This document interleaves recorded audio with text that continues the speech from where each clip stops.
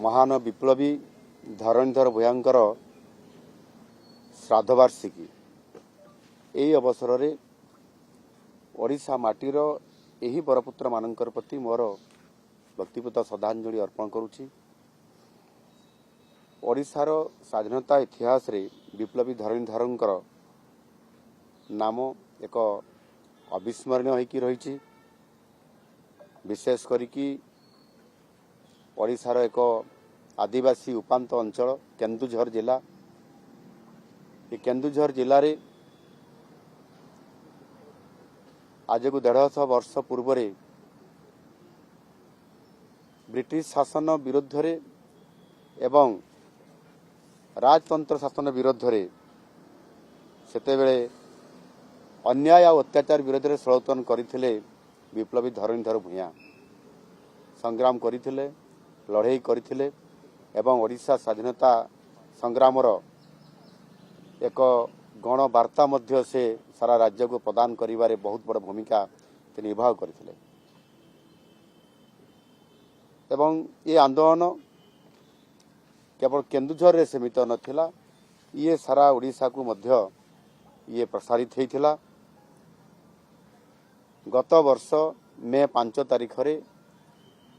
मु मध्य धरणीधरंकर जयंती अवसर रे तांकर ग्राम केन्दुझर जिलार कुसुमिता को मु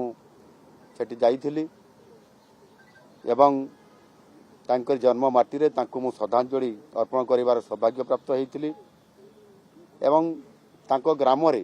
तांकर सेही जन्मपीठ स्मृतिपीठ रे किभଳି भाबरे तार विकास हो पारिबो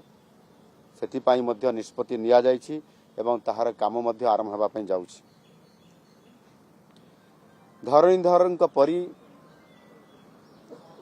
ओडिशार जेते बरपुत्र अछंती, स्वाधीनता संग्रामी अछंती, तांको पाई मध्य आम सरकार कैबिनेट रे निष्पत्ति भी नैछंती सेमानकर स्मृति रक्षा पाई जन्मपीठर विकास करने सहित